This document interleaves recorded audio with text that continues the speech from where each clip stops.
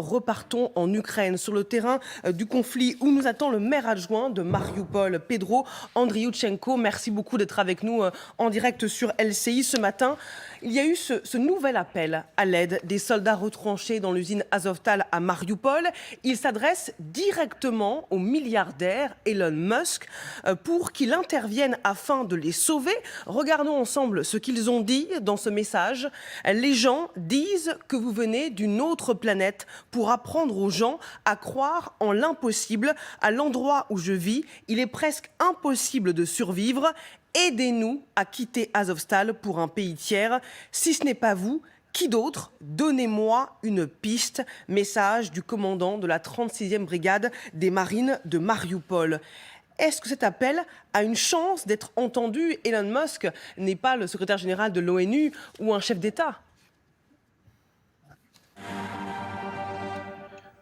Ми щиро сподіваємось, що так, Nous що він може comprenons це послухати, що він que відреагує. oui, tout à fait, Тому що il з pourra нашого répondre, погляду, il pourra entendre ce message. врятування наших захисників в Маріуполі, Parce які que героїчно боронять понад Nos 75 soldats à діб Mariupol, місто під qui неможливими просто натиском défendent російських la окупантів, ville depuis можливо лише plus за de участі 77 всієї міжнародної jours, спільноти, всіх відомих ces людей, soldats будь-то méritent la бізнесмени, mobilisation de діячі tout le monde, культури, de la communauté політики. internationale, y Тобто, compris des femmes et des hommes politiques et des entrepreneurs. Avec ces efforts communs, on aura plus de chances de notre côté afin de sauver ces soldats d'Azovstal, parce que les soldats russes ne cachent pas leurs intentions de les détruire, de les tuer à tout prix. Ainsi, nous comptons sur chaque chance, peu importe, Elon Musk, tant mieux. Les autorités ukrainiennes nous ont annoncé hier sur LCI qu'il n'y avait plus de femmes et d'enfants à l'intérieur de l'usine. Mais est-ce qu'il y a encore des civils, des hommes à l'intérieur de la Syrie?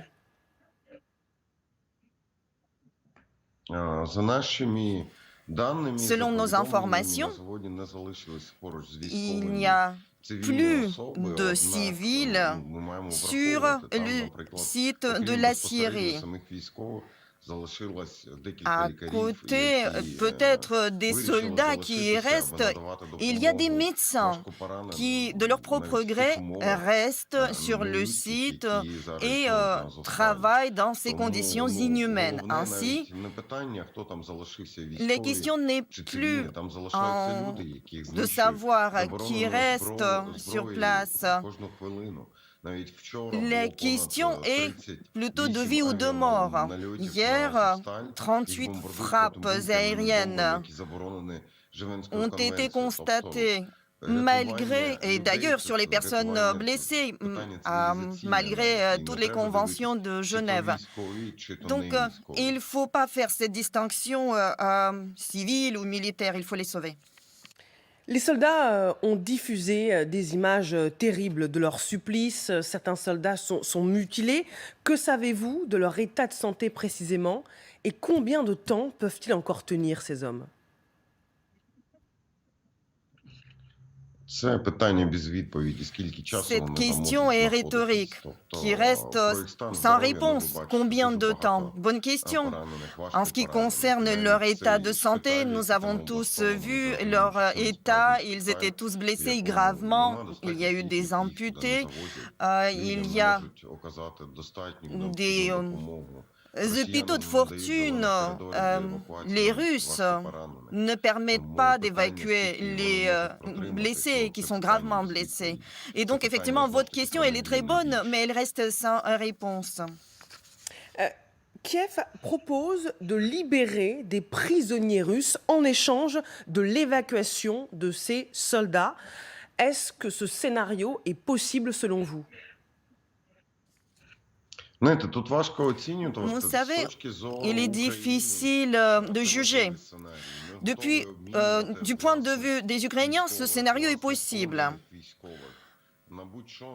Mais nous sommes prêts, effectivement, à échanger les prisonniers russes contre l'évacuation. Par contre, quelle sera la réaction des Russes? Bonne question.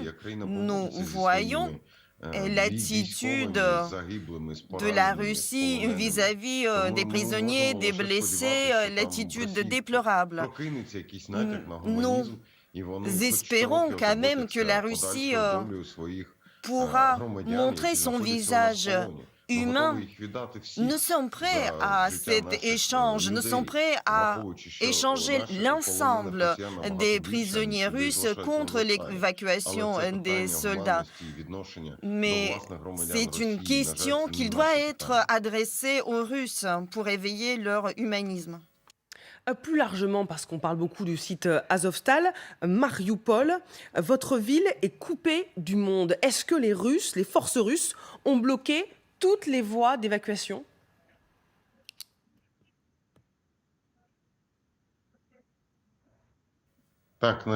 Oui, tout à fait. Aujourd'hui, nous devons constater que toute voie d'évacuation est impossible. Les Russes ont tout coupé, toutes les routes. Ils ont d'abord lancé leur camp de concentration et après, ils ont tout simplement coupé toutes les routes et toutes les voies qui pourraient permettre aux habitants de Marioupol de quitter cette ville. Ainsi, les Russes ont rendu cette évacuation impossible. J'ai lu que certains habitants qui sont restés dans la ville, il y a encore des civils à Marioupol, pas sur le site d'Azovstal, mais dans votre ville, sont contraints de coopérer avec les forces russes en échange d'un peu de nourriture. Est-ce que vous confirmez cette détresse des habitants de Marioupol ? Oui, en effet, il y a beaucoup d'habitants qui sont contraints et forcés de travailler contre la nourriture, peu de nourriture, parce qu'il y a un manque de nourriture en ville. Et les Russes ont approvisionné un petit peu la ville, 100 000 portions alimentaires. C'est ça la quantité que les Russes ont apportée en ville, contre 100 000 personnes qui restent dans la ville. Donc vous voyez, c'est tout juste. Et l'état de la ville est tellement déplorable que les gens sont sous la pression psychologique insoutenable. Les personnes essayent quand même de tenir bon. Les Russes contrôlent la quasi-totalité de Marioupol. Il y a cette poche de résistance à Azovstal. Est-ce que vous pensez que la chute de Marioupol, que la chute de votre ville est inévitable ? Tout dépend de cette opération militaire et de l'état de nos soldats.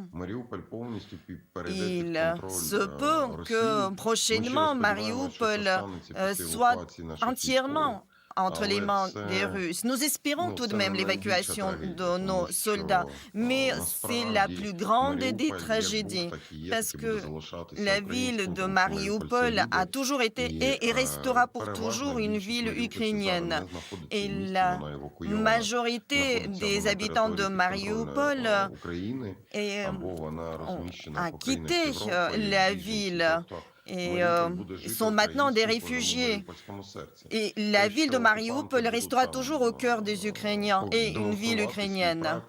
Si les Russes hissent leur drapeau là-bas, ça ne changera rien. Merci beaucoup, Petro Andriouchenko, maire adjoint de Marioupol, d'avoir